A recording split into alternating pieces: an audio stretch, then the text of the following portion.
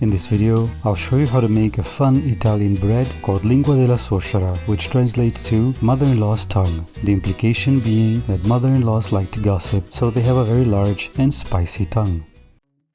In the bottom of a large bowl, let's add instant dry yeast, salt, sugar, and bread flour, though this bread is often made with semolina flour, and you could also make it with all-purpose flour as well. With all the dry ingredients in the bowl, let's mix them up really well. Now you have to make a well in the center of the dry ingredients, otherwise your bread may turn evil on you. In the center of the well, add olive oil, though you can use some other kind of oil, and then water. I use room temperature water, though you could use it warm if it's very cold where you live. Water temperature only affects fermentation speed, which means if you start with warm water, your bread will ferment quicker. But that is not always a good thing when it comes to bread.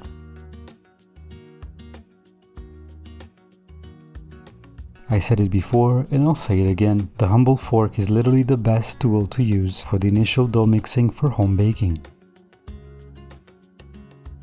At this stage, we only need to combine the ingredients as much as possible.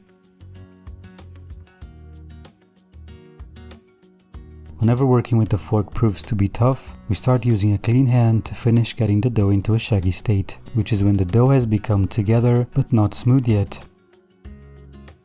Keep working the dough until your bowl is totally clean.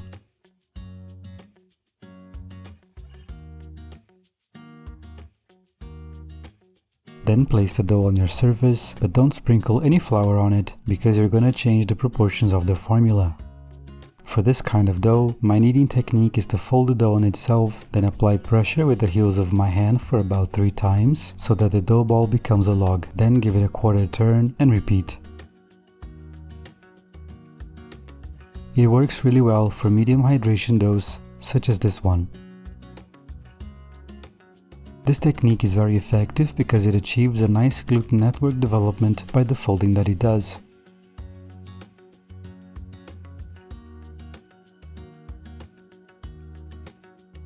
I kneaded this dough for about 5 minutes in order to arrive at this stage, but that will depend on how brute you are with it. Speaking of brutality, you just got to slap it to see if it's working. After all that, I'm going to cover the dough ball with the bowl and let it rest for 10 minutes.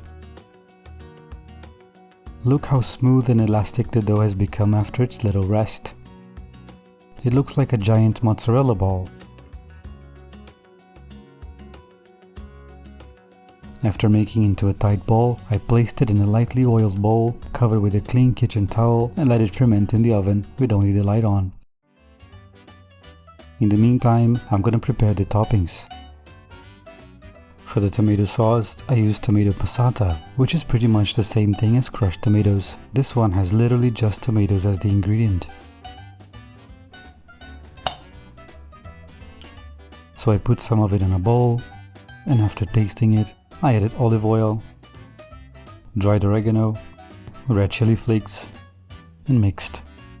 Later on in the video you'll see why I didn't add any salt to it. And another job to do while the dough is getting fatter is to oil my baking sheet. You can use parchment paper, but the bottom of your bread won't be crispy.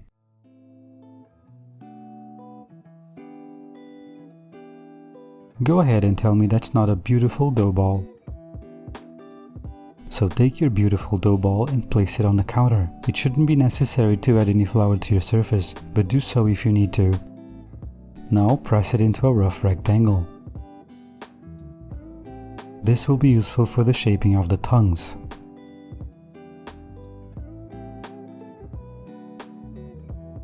Next, divide your rectangle into 2 rough equal pieces. Then divide one of those pieces in 2. And each 2 in 2. You're gonna get 4 tongues or 8 in total. To shape each tongue, you need to press each dough piece, removing all the fermentation gas, then stretch each side to get a long and thin piece of dough. Place them on your oiled or parchment lined tray. Let's see that again.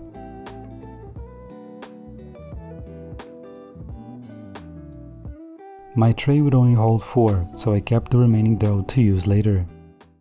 What comes next is really simple. Just spread your tomato sauce on each tongue put some halved black olives on top, a little bit of salt, and that's why I didn't add it to the sauce, some dried oregano, and some olive oil, which I forgot to do. Then I placed them in the oven with the light on until they were puffy, which is this moment right here. So I removed them from the oven and started to heat it up to 180 Celsius 350 Fahrenheit. While the oven was warming up, I decided to add a little more sauce to the areas which had become bare.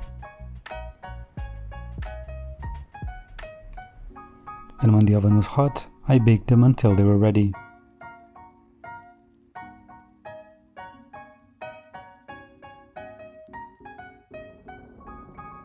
It smelled amazing. And it tasted pretty amazing too. The bread was light and fluffy, but with a crunchy bottom. With the remaining dough, I'm gonna give you another option as far as toppings are concerned. Starting with a tomato sauce, then raw sliced onions, cubed mozzarella, black olives, dried oregano, and olive oil. I remembered this time. And then it was the same procedure of putting it in, taking it out, adding more toppings, putting it in again, and taking it out again.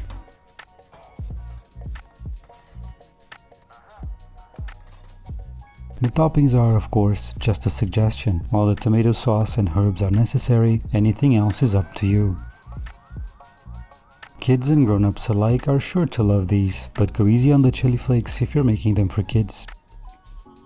In the description of this video you will find the written recipe as well as the video which I used as a source/inspiration for this one.